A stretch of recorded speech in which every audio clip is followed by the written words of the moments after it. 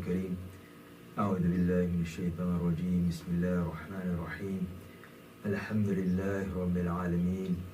الصلاة والسلام عليك يا سيد المرسلين، يا خاتم النبيين، يا شفيع المذنبين، يا أنيس الغريبين، يا رحمة للعالمين. صلى الله عليك وعلى آله وسلم. صلاة وسلام عليك يا سيدي يا رسول الله.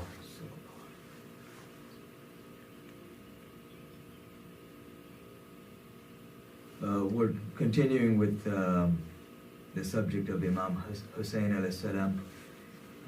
And last week we had mentioned, while he's in Karbala, certain events that happened before Ashura. So this is before the 10th of Muharram. Any questions related to that or so far before we continue?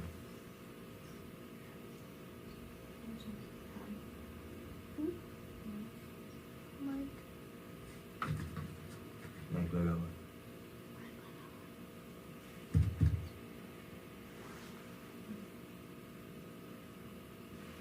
So, kind of reiterating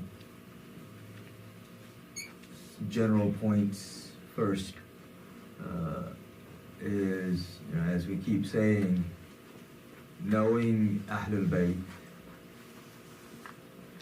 loving Ahlul Bayt, knowing what they did and why they did what they did, and understanding why they did what they did, is important for our Iman. Loving them, of course, is a part of our Iman. It's a part of our faith. There is no Iman without loving them. And these are the people of the household of Rasulullah sallallahu alaihi wasallam, in whose house the Quran was revealed. So their connection to the Quran is also undeniable and unbreakable. So that if we expect to understand the Quran, then we have to know them, we have to understand them. Otherwise, there is no understanding the Quran, and in reality, there is no understanding anything, any aspect of the system of this universe. When we see the situation that we're in today. So when we see the situation that we're in today and why we're in this situation, Rasulullah sallallahu alaihi wasallam talked about the age of tyrants, and this is what we're in. And we keep reiterating this point because for some reason, even after knowing this, many of us still have this delusion that someone's going to come, from within the system and fix it.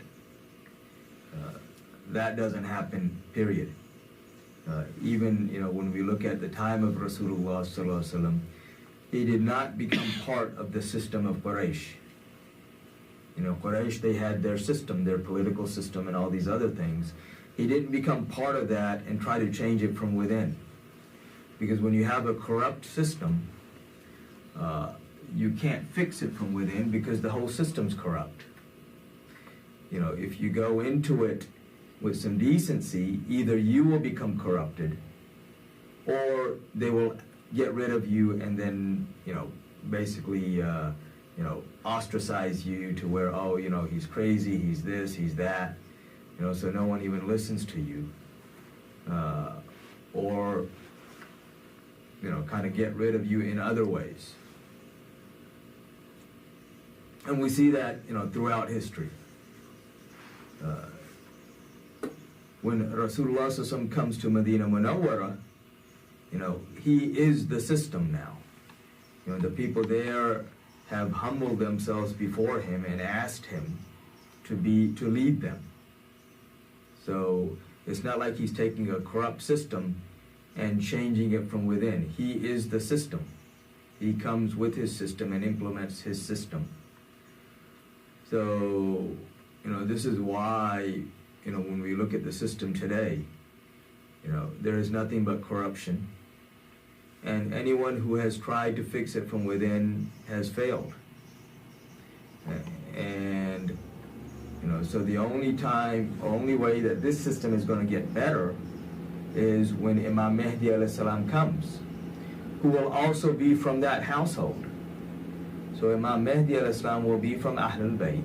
He will be from the household of Rasulullah sallallahu alaihi wasallam, and he will come and implement the system of Rasulullah sallallahu alaihi wasallam. He won't become part of the existing system and then try to change it from within.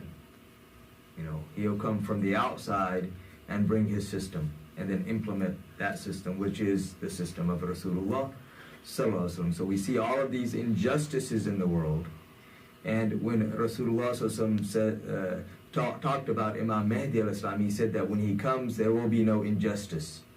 He will do away with all of disbelief and all of injustice.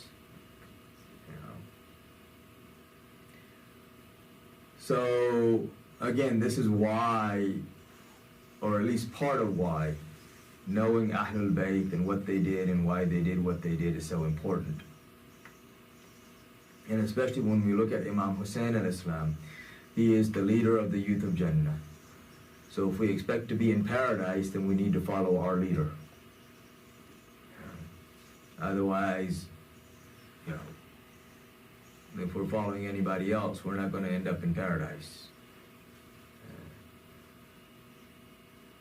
So as I said, once they had arrived in Karbala on the 2nd of Muharram, and so now Yazid starts sending army after army.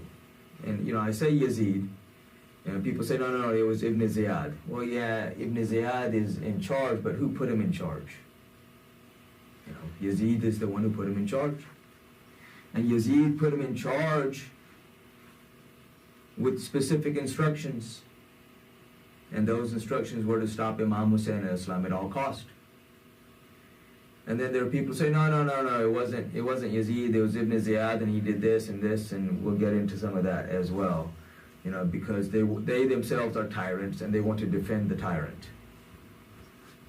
This is one thing that should be a good litmus test for us is, if I'm questioning whether somebody is decent or indecent, then see who he associates with. See who he defends. If he associates with indecent people, then he's also indecent.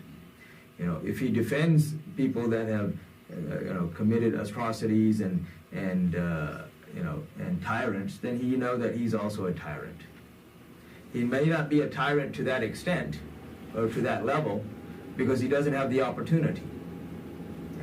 But whatever level he's at, he's a tyrant. So amongst these armies, the general that was placed in charge was Amr bin Sa'd, and we spoke about him a good bit last week, so I'm not going to go reiterating all of that. But Amr bin Sa'd is the son of a Sahabi. He's the son of Sa'd bin Abi Waqqas, radiallahu anhu, who is from amongst Ashara Mubashara, the 10 of the greatest Sahabi, companions of Rasulullah sallallahu alaihi wasallam. However, Amr has chosen a different path. Amr has not chosen the path of piety as his father had. And as we said, his father was also a great warrior and defender of Rasulullah sallallahu alaihi wasallam. He's one of those people that in the Battle of Uhud, Rasulullah sallallahu alaihi wasallam said that may my father and mother be sacrificed for you. And he didn't say that to very many people, but Sa'd bin Abi Waqqas is one of them. You look at the virtues of Sa'd bin Abi Waqqas, this is one of his virtues. Then as I also mentioned, from the hadith in Sahih Muslim, we know that Amr in reality was one of those disowned sons because of some of the things that he was already doing during the time of his father. And his father had even made a statement one time when he came to visit him while he was while Amr was riding a horse, that he said, "I seek refuge from the evil that is in this rider." So, I seek refuge with Allah from the evil that is within this rider. And so Amr, as we mentioned last week, was offered the rule or the generalship of this army in totality, and if he fulfilled the mission, that he was promised to become the governor of Ray, which is modern-day Tehran. And initially he said maybe not, but then, the greed overtook him, and he accepted this, knowing full well that this was the end of his hereafter. This was going to destroy the hereafter for him. When he arrives, Imam Husain al-Islam knows him. And he knows that there is a level of decency still within him. So he approaches him and offers him 3 options. And we mentioned these last week, and I'll go over them again, and we'll kind of go over some of the aspects of these options. Because this is like, because every day Imam Husain al-Islam is going before the armies that are coming, and making sure that they know who they're coming against, making sure that they know what they're doing, and so that on the day of judgment they will have no excuse that we didn't know. But to Umar he offers 3 options. He says, first option is that you take me to Yazid, and I will deal with Yazid myself. One-on-one, we will talk. Option 2 was that you allow me to go back to Mecca. And then, like I never left Mecca and nothing ever happened. Option 3 is that you exile me to some non-Muslim land, and, we'll go from there. And I will, be responsible for my own safety and everything else. The options are actually interesting. Because amongst the options, if you remember when Rasulullah ﷺ is making hijrah, when he's immigrating from Mecca to Medina Munawwara, just before he leaves, Quraysh are having this meeting as to what do we do. The end of the meeting ended up that we take one person from every clan, and they strike him all at the same time so that no one can be blamed for his death, and Banu Hashim will have to accept blood money in return, and because they can't fight everybody. But before that option was accepted, and they wanted to, of course they were never able to fulfill it, one of the other options was also, let's exile him. The reason that option was turned down was that they said that, well, how people are attracted to him, his message to him. And if we exile him, then he will simply gain a following wherever he goes, and then we still have a problem. So here, similar thought process. When Imam Husain al-Islam offers this to Umar, and as I said, Umar had still a bit of decency in him at that moment. Just like Utbah bin Rabi had some decency within him just before the Battle of Badr. So again, I'm drawing analogies here so that we understand things, and they also pertain to us today. If you know Utbah bin Rabi, he was one of the leaders of Quraysh who opposed the Prophet ﷺ, but he was amongst them what we would call a moderate. He wasn't a hardliner against the Prophet ﷺ. His own son was Muslim, but he was opposed to the Prophet ﷺ. But at the same time, he wasn't in favor of a lot of violence. So he tried to minimize the violence. So before the Battle of Badr, Utbah is riding on this red camel, and Rasulullah ﷺ, he says to his people, he says to his companions, he says that all the good that is within them, meaning within this army of Quraysh that has come, all the good that is within them lies in this man on the red camel. And if they were to listen to him, they would all be saved.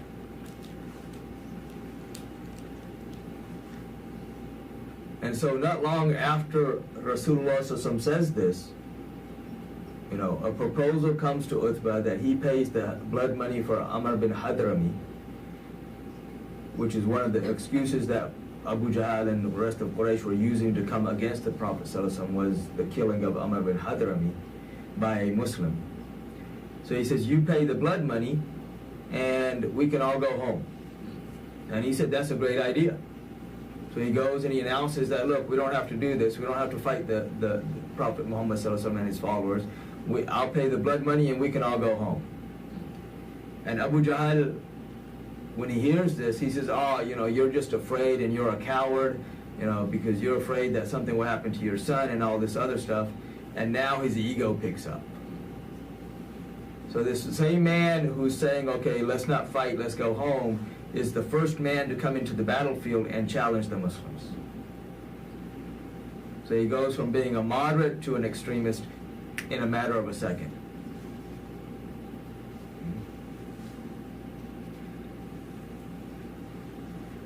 So all that decency that was within him, that Rasulullah had mentioned, was gone as soon as his ego was stroked. So the same thing with Amr.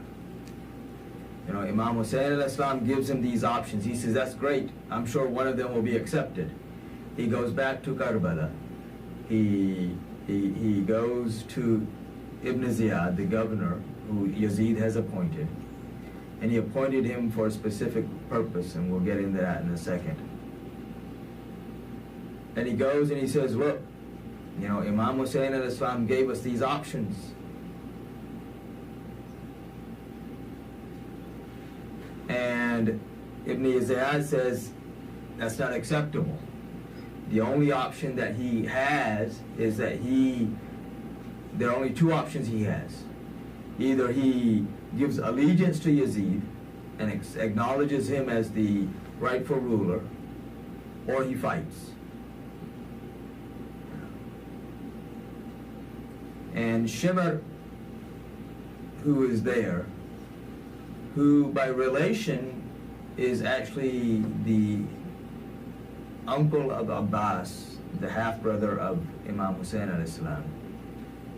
And I say half-brother in that they have the same father, they're both sons of Ali radhiyallahu anhu, but their mothers are different. Of course, Imam Husain al-Islam is the grandson of Rasulullah sallallahu alaihi wasallam through Bibi Fatima. Abbas, his mother, is different. So Shimr actually is his maternal uncle through relation. And he's sitting there when this proposal comes, and he says to Ibn Ziyad, he says, he's just hesitant, he doesn't want to fulfill the mission. You make me the governor of Ray, and I will fulfill this mission. And when Shimr says this, of course now Amr, his wealth is challenged. His ego is stroked. I'm not afraid, I'll do this. And he comes back and leads the army. And of course Shimr comes and joins him. He says, I'm going to go and make sure he fulfills the mission.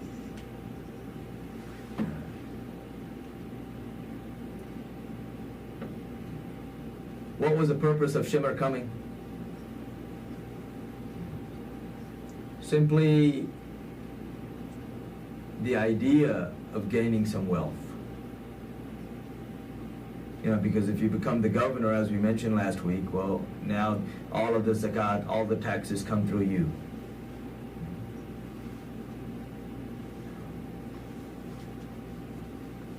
And a portion actually becomes yours. This is the way they work that system. They looked at Bayt al-Mal as personal property, not as the property of the people. The public treasury was no longer, in reality, even though it was still the public treasury by name, but in reality it was not. Because these leaders treated it as personal wealth. They would give the leader above them, a token, while they kept a lot of it to themselves. Real car.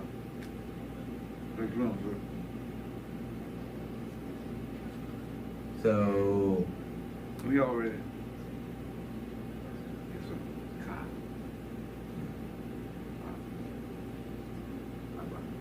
Car. Okay. Sorry about it. That's fine. So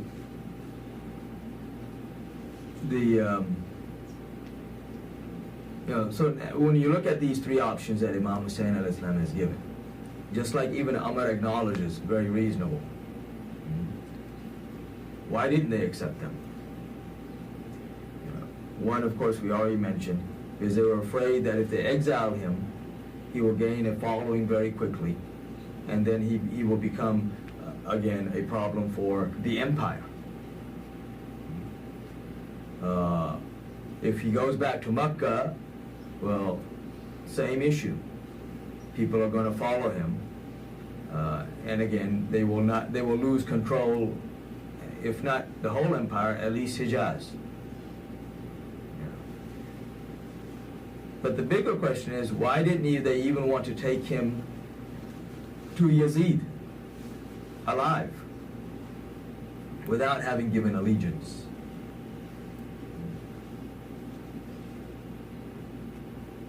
The question isn't why didn't they want to take him? Why didn't Yazid want him to come? Because a lot of people, and especially these days, but even throughout history, you've had these people.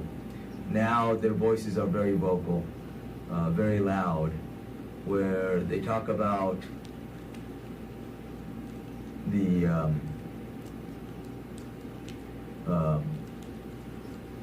about Yazid being the rightful ruler, that whatever he did was within his, I guess, rights, as they say. And that, and then they defend him also by saying that, oh, no, he didn't order this. It was Ibn Ziyad who did all of this.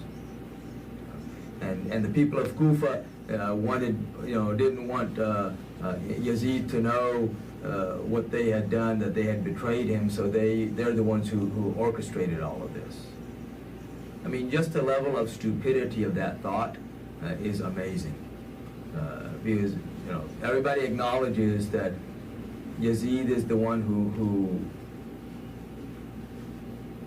made Ibn Ziyad, he removed Nu'man bin Bashir, who was already the governor of Kufa. He removed him and replaced him with Ibn Ziyad.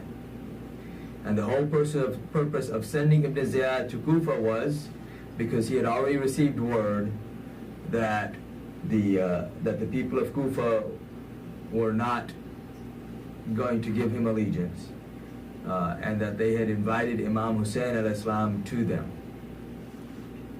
to come to them. Allegiance means power. What's that? What does it mean power? What does it mean? Allegiance means power. Allegiance? What does it mean power? Allegiance means, if I give a ruler allegiance, that means that I accept him as my ruler, and I accept whatever he says, and if he orders me to do things, then I will do those. So that's like boss, yeah. ruler. Yeah. Well, you can have allegiance to anybody. So allegiance. So I can have I can have allegiance to a ruler. I can have allegiance to my friend. Oh, gosh. So loyalty and allegiance kind of go hand in hand. Right. Mutual understanding. Yes. Right. So it's an agreement where I have accepted you in the whatever authority, and like governments can also have allegiances. Mm-hmm. Like one government, another government. So they're aligned together, to fulfill a purpose.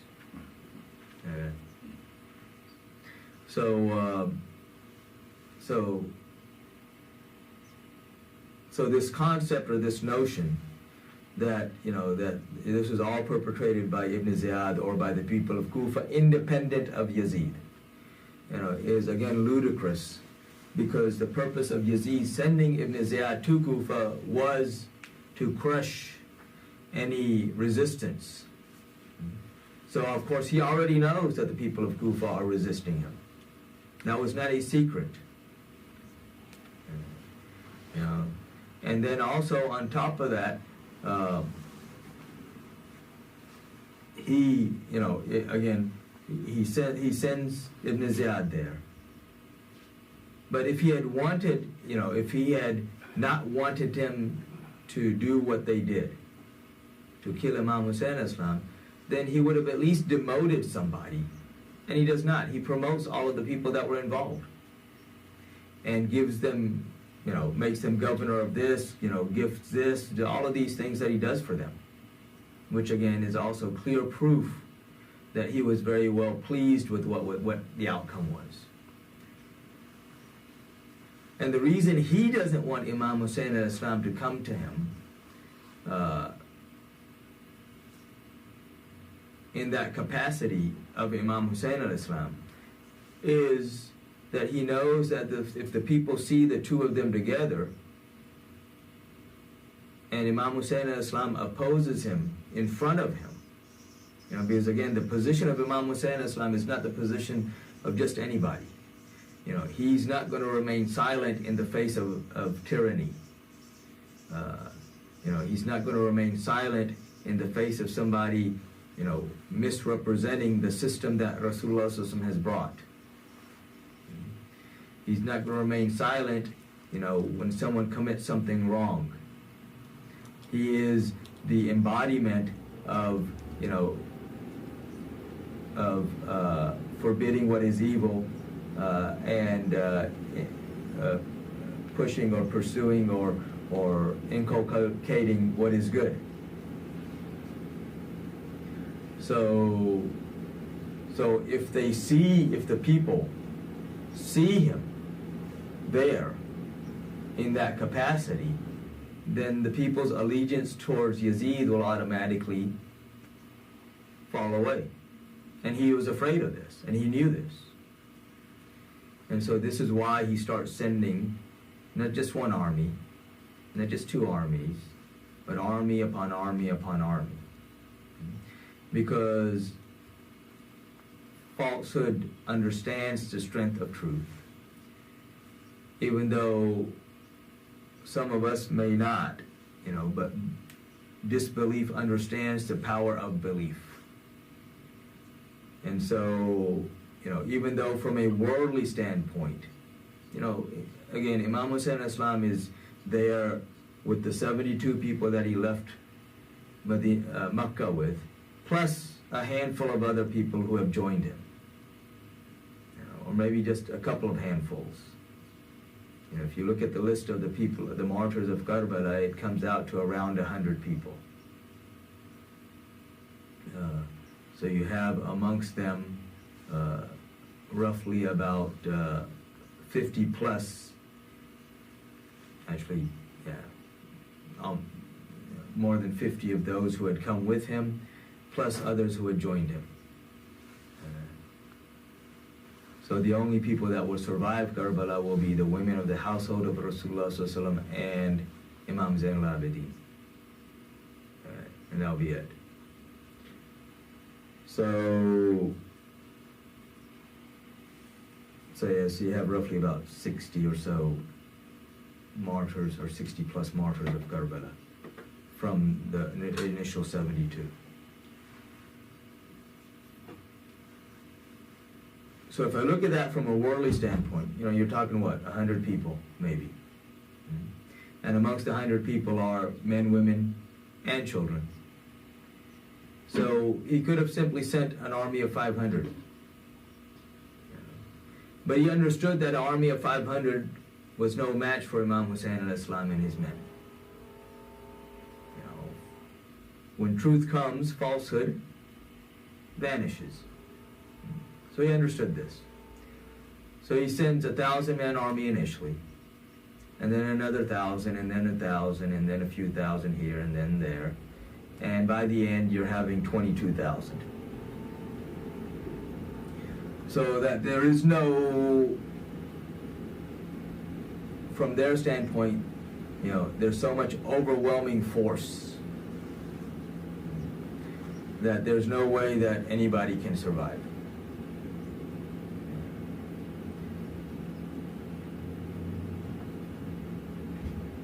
The other thing that most people that we think about, or rather don't think about, is, of course, when you're coming in an army, you're coming for war.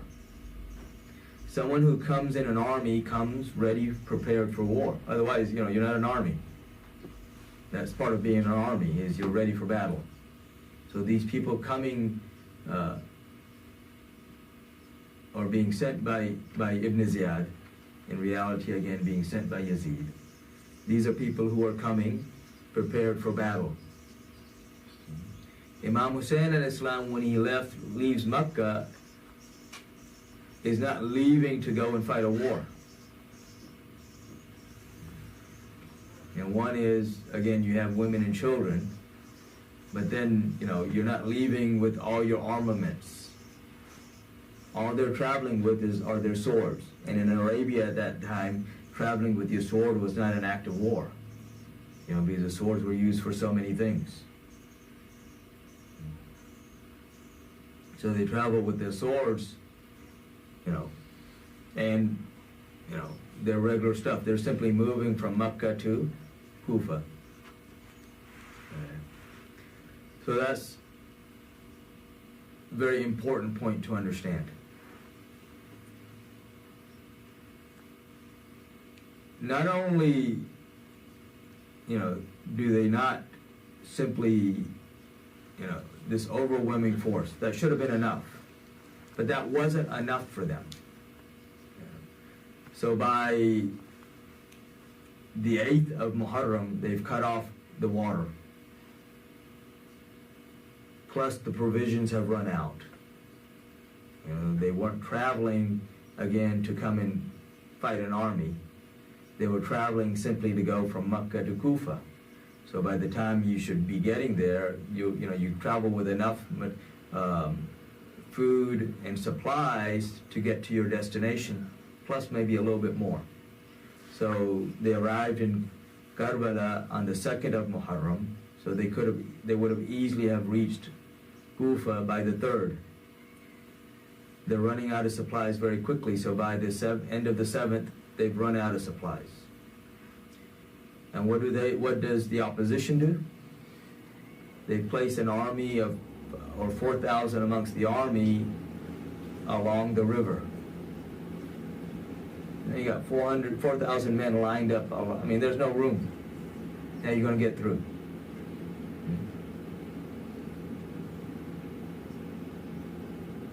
You think of a row of in Salat, even like large jama'ats, large masajid, 4,000 men, that's over a mile long.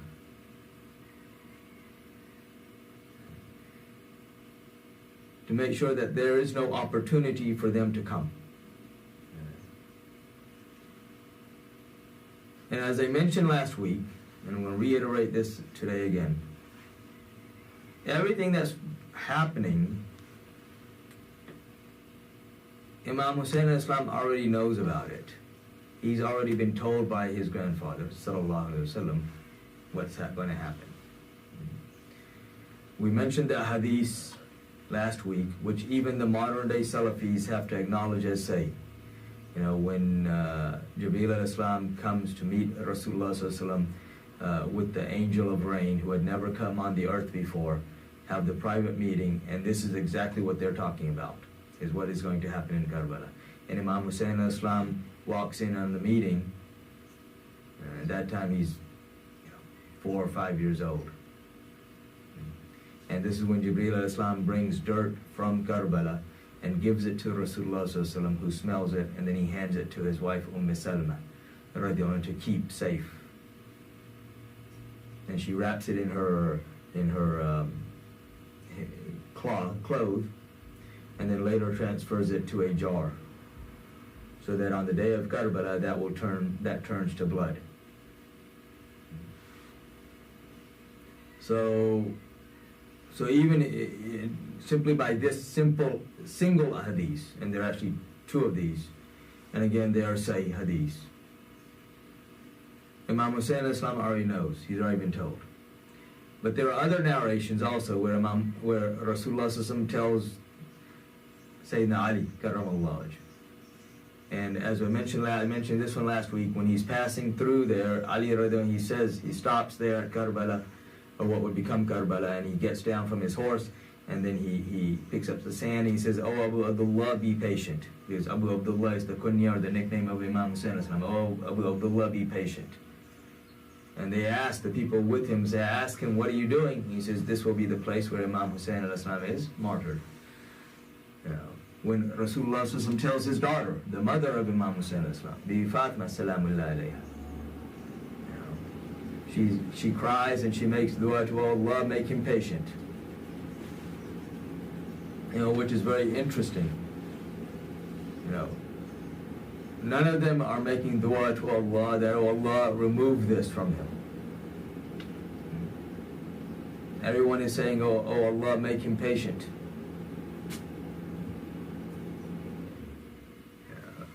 It's like, you know, when the son comes to the mother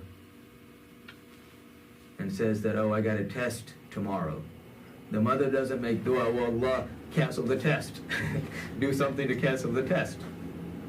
Yeah, the good mother says, "Oh Allah, make him pass the test." And here, the reality isn't the test of the patience of Imam Husain al-Islam. The test is to show the world the patience, an example of patience that the world has never seen.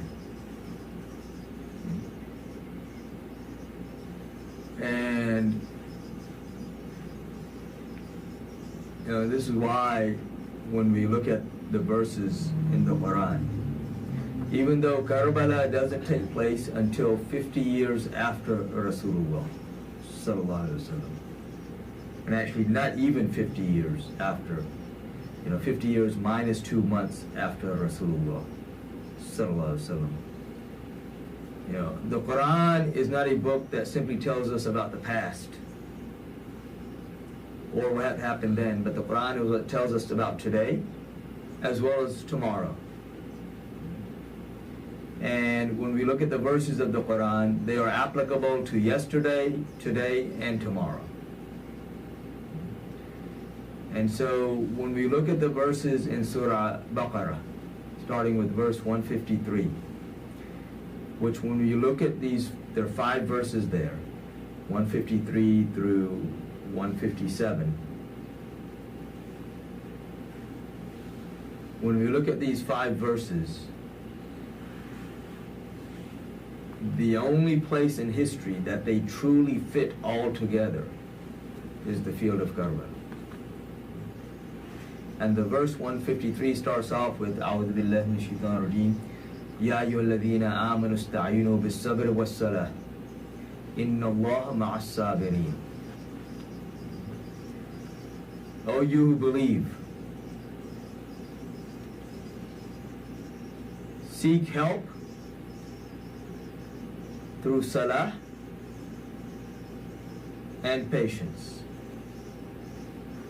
And verily Allah is with those who are patient.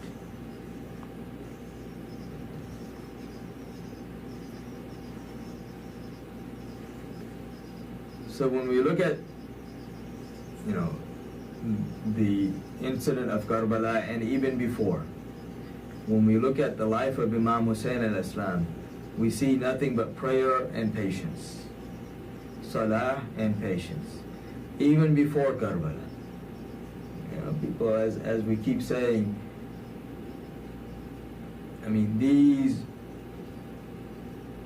this household is literally the kings of the world. They are literally the kings of the world.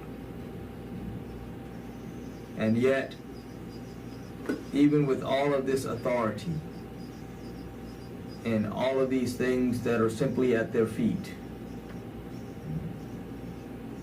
they are very simple people who forego their rights for the rights or for the comfort of the ummah.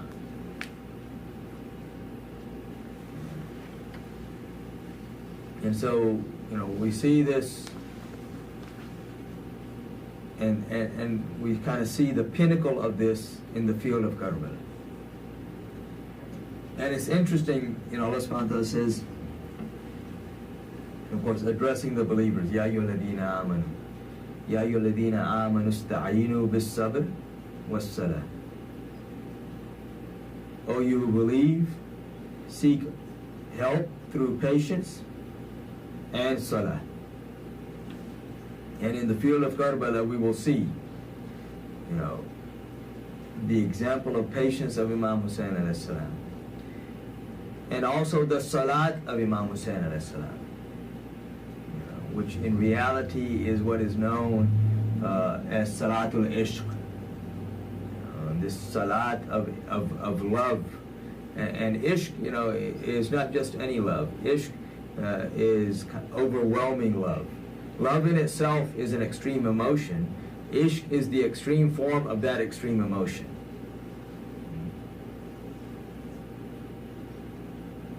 So that he will give his life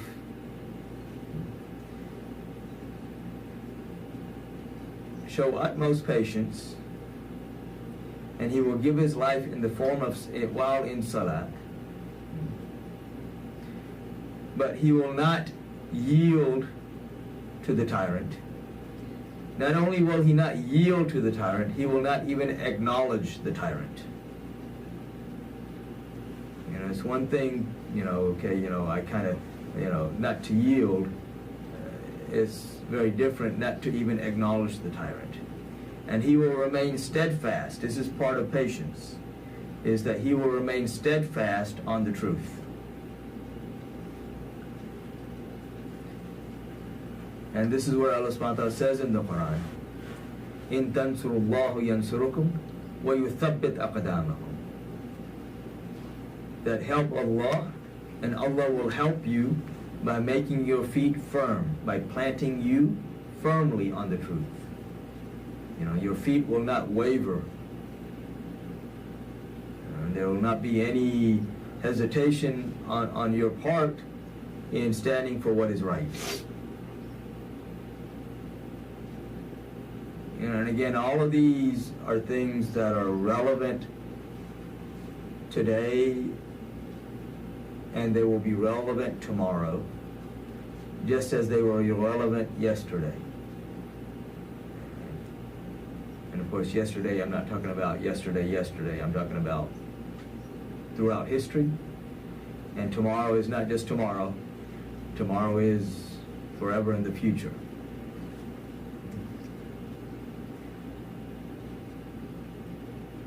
And this is, again, why it's so important for us to know these people, to love these people, to be able to follow these people. And that way, our vision becomes very clear as to what is going on throughout the world. And our vision becomes very clear about all of the deception that is all around us. Because it is all around us. The deception is deep. And the deception will continue to even get deeper. That term of deep fakes or deep state, which is also part of the deep fake and all of this stuff. That they keep coming up with new terms for ways of deceiving us.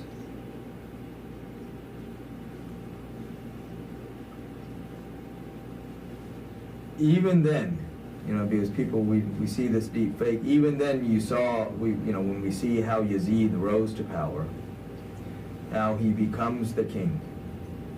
I mean, you had decent people that were there. And yet, he still is able to slither his way through and get to the position that he was at. And you don't do that by being straightforward. You do that through deception. So, and when Rasulullah sallallahu alaihi wasallam talks about the deception and the fitna of Dajjal, which is what we are seeing the initial glimpses of now. They've been around since the colonization of the Muslim world, which has not ended. A lot of people think that the colonization ended when the British left. No, the colonization has continued, because even though they may have physically left, the mindset has been changed.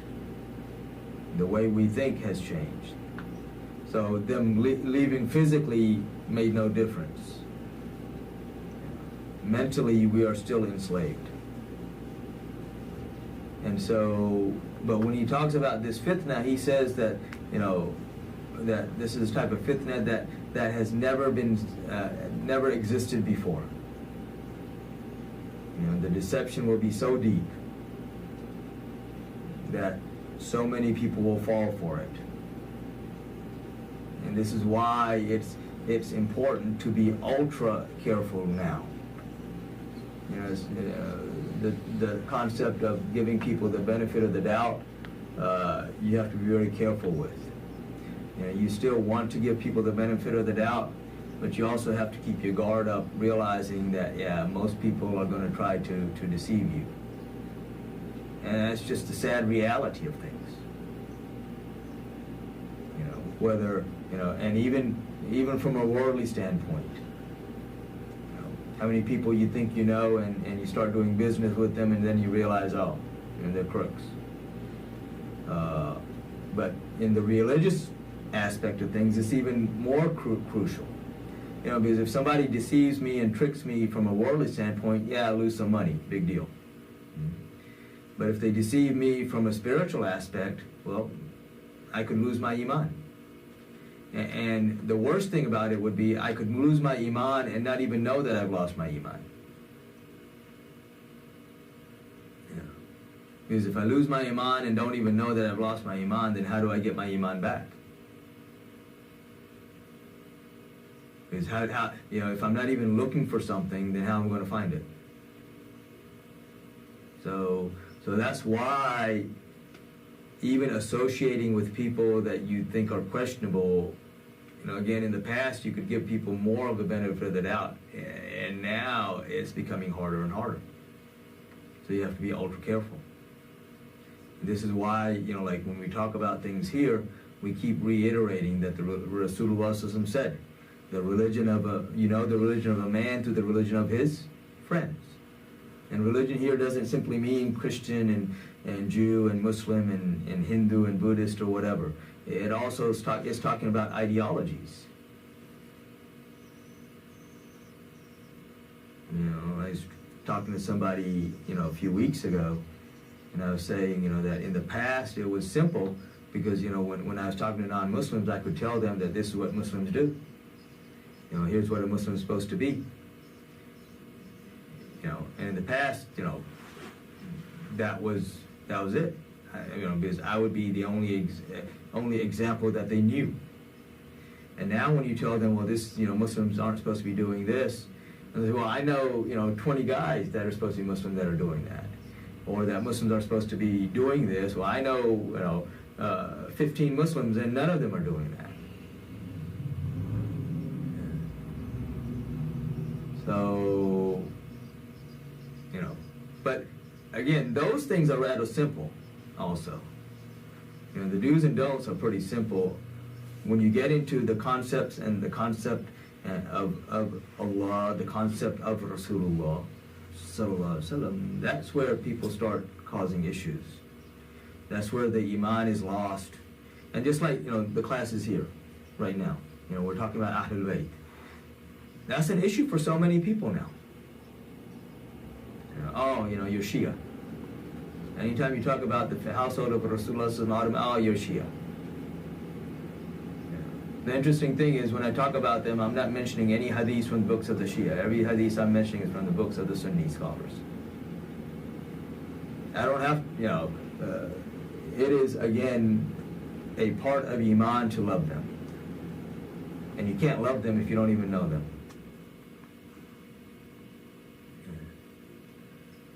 So, coming back to all of this. So, of course, they block the water. And they know, when they're doing this, it's not like, oh, they don't know that there are children amongst them. They know there are children amongst them. But when guidance has gone from the heart, such people have no limits. And we're seeing that today. Food and water have always been used as weapons throughout history.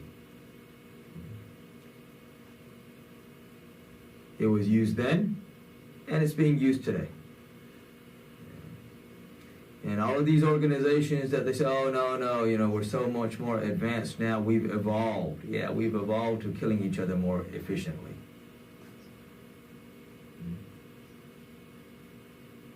So they stop the water. They know that they've run out of supplies, so they make sure that there's no way that anything can get in. Because again, falsehood knows the power of truth. Disbelief knows the power of belief. They didn't have to do all of this. But they want to fight an enemy that is weakened.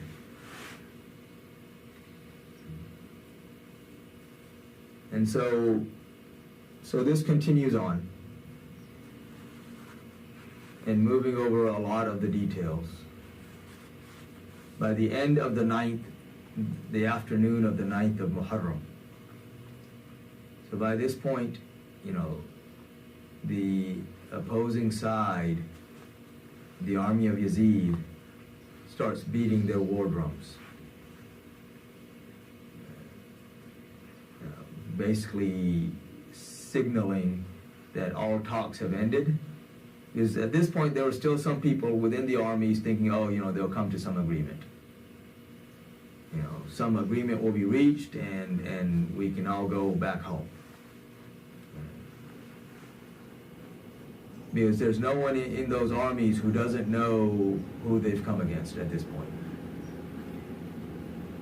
But, the generals have now ordered that the war drums be beaten, and we signaling that the war is about to begin. And so when the drums are being beaten, Imam Husain al-Islam again approaches them and again speaks with Umar bin Saad directly. And he says to him, look, he says, tonight is the 10th, it's the night of Ashura. So the 10th of Muharram. So that night, and he says that this has been an auspicious night from the beginning of time. So at least allow us to worship Allah tonight, and then you do what you want tomorrow. And this was the only request of Imam Husain al-Islam that he made in the field of Karbala to the opposing side that they accepted. They said, fine. It's late in the day, we'll deal with this tomorrow.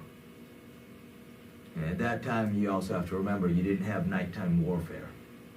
The Battle of the Camel is an exception to that rule, because it was actually started in night in the confusion. But otherwise, if you look at all the other battles, at that time you didn't have night vision goggles, so you didn't have heat reading cameras and all these other fancy gadgets.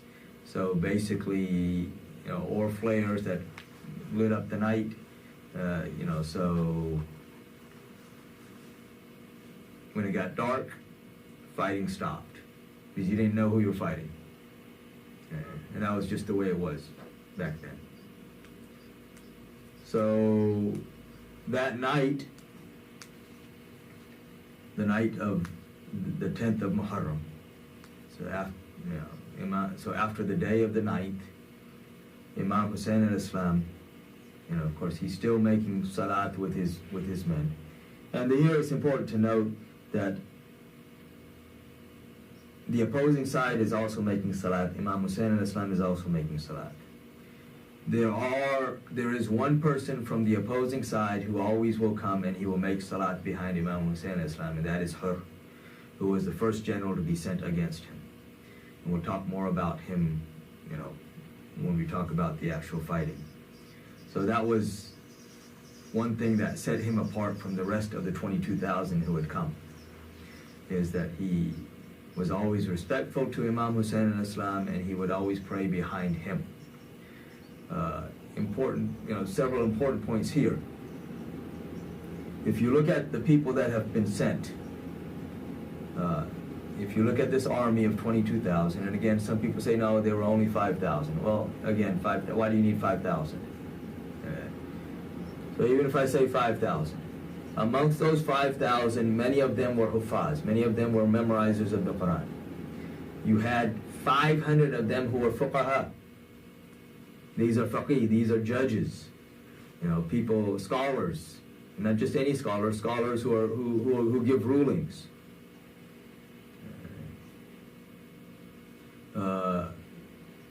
Shimr is a person who wasn't only in Fajr Salat in the masjid every morning, he used to lead the Salat.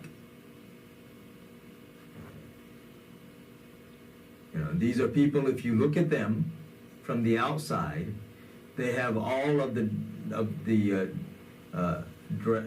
they're donned with all of the dresses of piety, of what most Muslims consider piety. These are people who prayed their salat, who fasted in Ramadan and optional fasting. There are people who could, quote hadith of the Prophet ﷺ just right off. So these are people of knowledge from a worldly standpoint. Because, I hesitate to say people of knowledge, because people of true knowledge humble themselves before their Lord, humble themselves before Rasulullah, humble themselves before Ahlul Bayt. But these are people, again, of what we consider knowledge. So again, these are people who could quote the Quran with no difficulty, people who could quote hadith without any difficulty, and go into explanations, and they knew the words, they knew the origins of the words, and explain and give you a whole lecture on everything.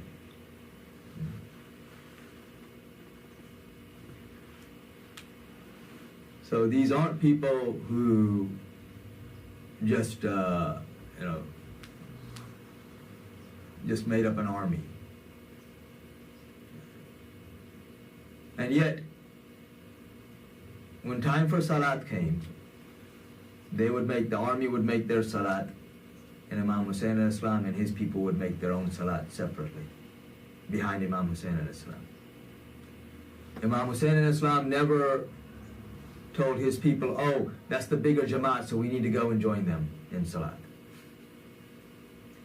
He didn't say, oh, that's the bigger Jamaat, so now we need to just join them. When Rasulullah talks about joining the bigger Jamaat, he's talking about the Jamaat that's on the truth. If you look throughout history, the bigger Jamaat, from what we think of bigger Jamaat, has always been on the side of falsehood. With the exceptions of very short periods of history, such as the time of Rasulullah and the Khulafai Rashideen, the bigger Jamaats have always been those on the side of falsehood. And it's no different today than it was then.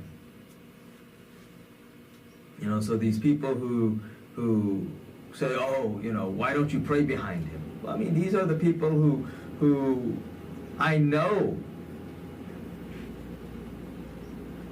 talk about Rasulullah like he's anybody else. It's not like they even try to hide it. Oh, no, it's the Jamaat. And then if they are willing to acknowledge, well, yeah, they are messed up, but your salat is with you and their salat is with them. That doesn't work either. And the easiest example of that is that, like let's say Imam Sahib comes, he leads the salat, and then after salat he gets up and he says, oh, people, I just remembered I didn't have wudu when I led the salat.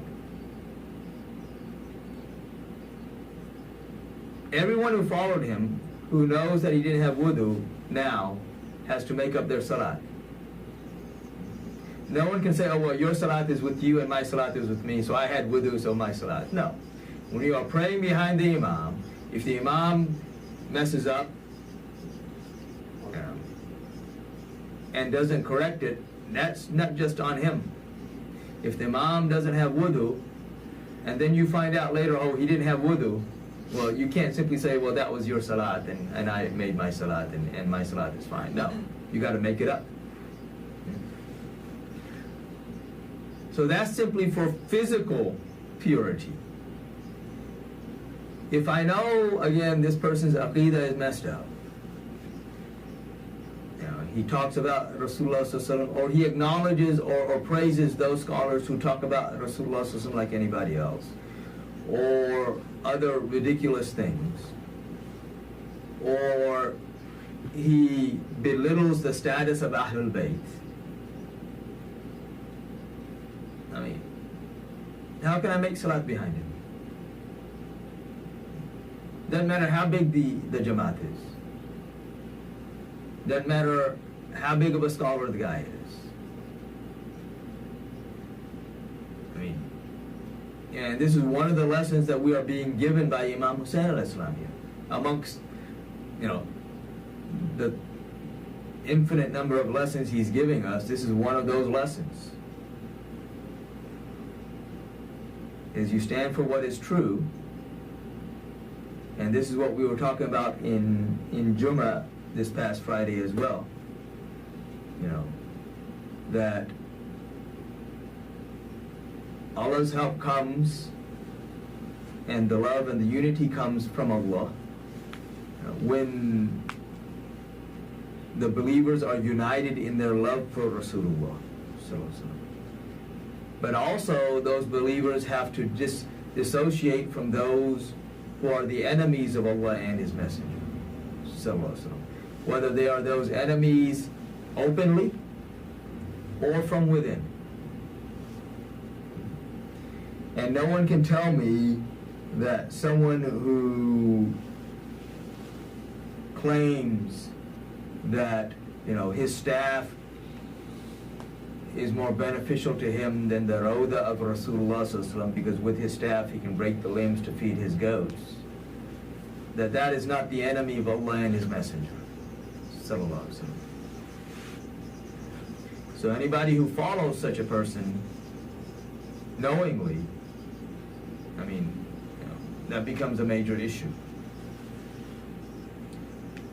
So, and I don't care how big a faqih somebody is today, they're not equal to the faqih back then.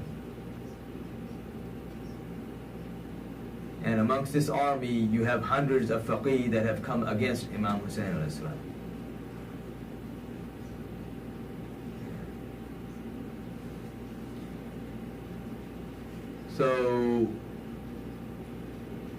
So again, Imam Husain al-Islam, of course, that night they're there. He leads them, his people, in salat. He makes Isha, and after Isha salat, he addresses his people. And he says to them, look, I am very well pleased with you all.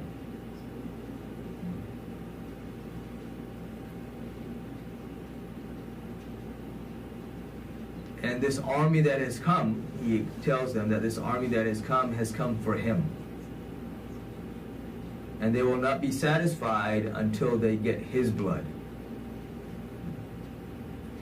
And I am pleased with you all, so if anyone wishes to leave in the darkness of the night, then they are free to leave.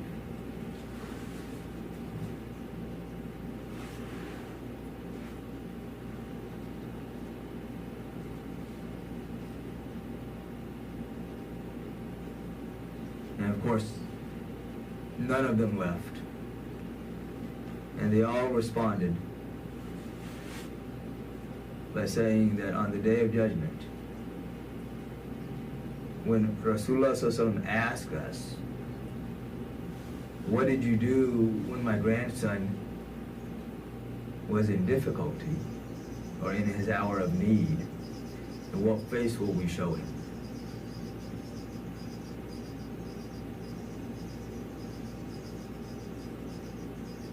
And they say that they say to Imam Husain Islam that before your blood is spilled, we will give our blood, protecting you. So then he tells them, he says, look, this for most of us will be our last night. So go and benefit from the night. Because again, as he mentioned to the opposing army, he said this has been a auspicious night from the beginning of time. Ashura is distinguished by the martyrdom of Imam Husain al-Islam, but even before that, there are many other things that are associated with it. And so this night has been an auspicious night from the beginning of time. And so, like even during the time of Rasulullah, of course, Rasulullah used to fast on the 10th of Muharram. So if you have a fast during that day, that means that that night also has special significance. And so that's what they do. They are worshiping Allah. Truly, we say to people, worship Allah as though this is your last, or make salat as though this is your last salat. They are making salat, for the most of them, knowing that this is their last. They're worshiping Allah with that certainty. So we can't even imagine their sincerity. And then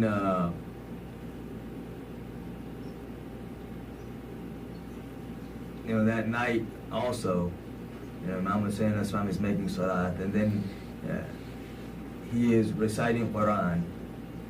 And as he's reciting Quran, sitting there reciting the Quran, he nods. So sleep overcomes him, which shows us his serenity, his peace. Because you think about it, if I were to tell you, or if I told anybody, somebody's outside ready to kill you, and you leave, you can't rest.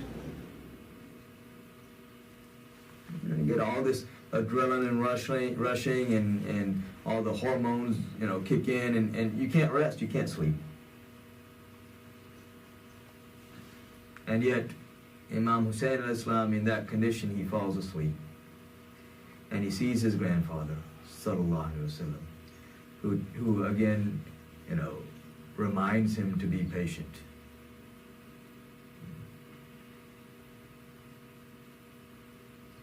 See, even here, as I said, even his parents did not tell him, oh, don't go. They could have told him, don't go. Rasulullah could have told him, don't go. None of them told him, don't go. They all told him, be patient. Because they understood the depth and the gravity of his mission. And when you look at the after effects of what he did, if you truly look at it, you realize that this is what saved Islam. This is what saved Islam from becoming the property of the governments. If you look at various other religions which became properties of the governments twisted them to now you can't even recognize the original, what was original and what has been changed, and there's no resemblance of the changed to the original in reality.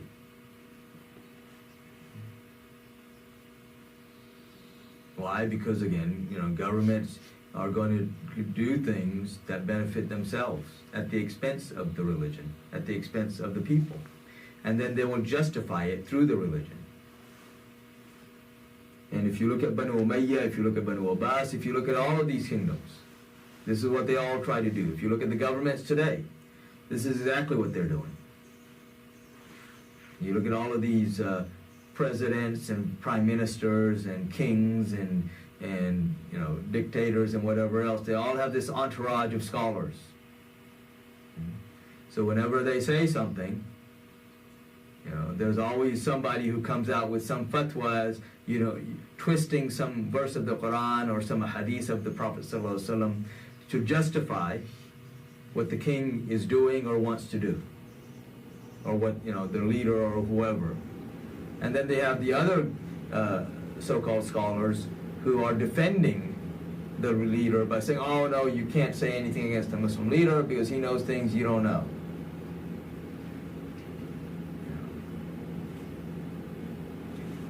So if you look at Islam, Islam has always been with the people. And amongst those people have always been those righteous, pious scholars who, following the example of Imam Husain al-Islam, has always been willing to give their lives to stand up for the truth. And Allah subhanahu wa ta'ala does not allow their blood to go wasted. So that when they make this sacrifice, you see so many other things that spring up from that attain life from that. And so this is the mission of Imam Husain alayhi salam. And we'll see it unfold, inshallah, in the next few weeks. Or the next couple of weeks. But so that night, again, they do all of these things. The next day is Friday. Ashura took place, or Karbala took place on Friday. And that's going to be an important point to know, because some people try to create other issues there as well. But I'll go into that next week, inshallah.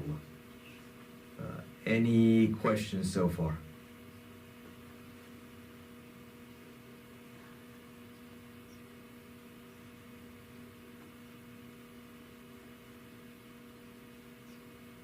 No? So, everything pretty clear.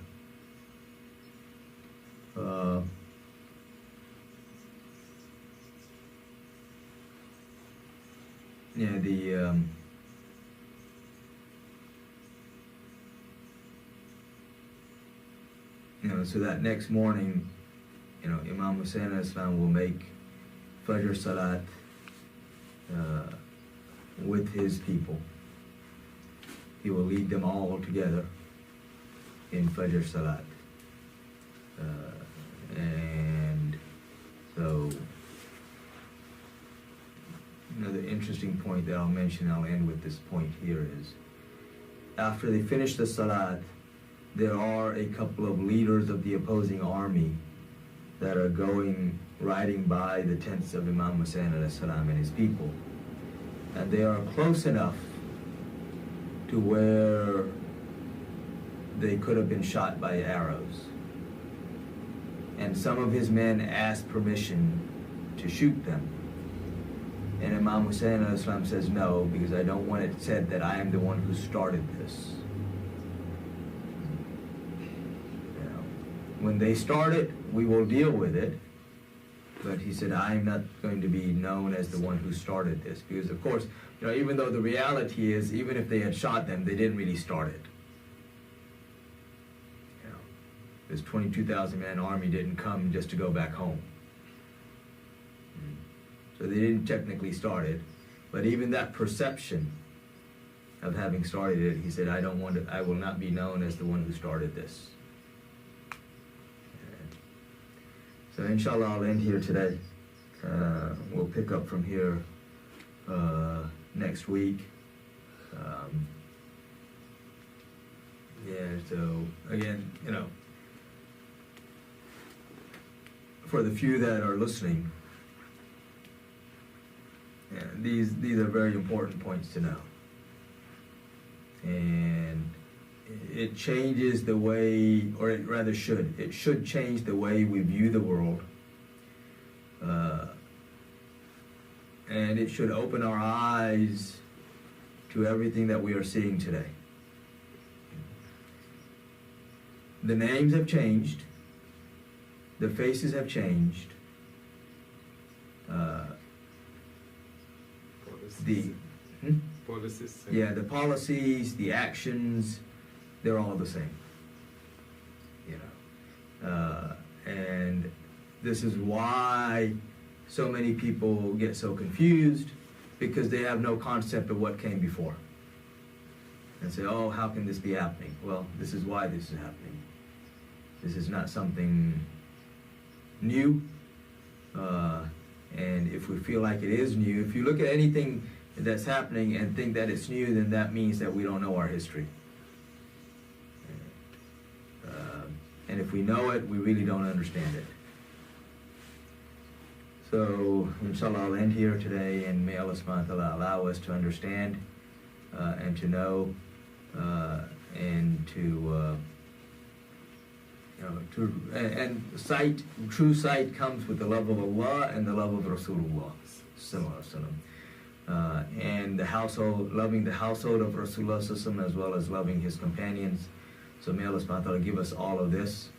May He protect our brothers and sisters wherever they are being oppressed, including Palestine, Kashmir, Sudan, and throughout the world. And may He allow us to open our eyes to the reality of this fitna that is all around us, and may He protect us from the fitna of Dajjal. Wa akhiru da'wana alhamdulillahi rabbil alamin. Assalamu alaikum.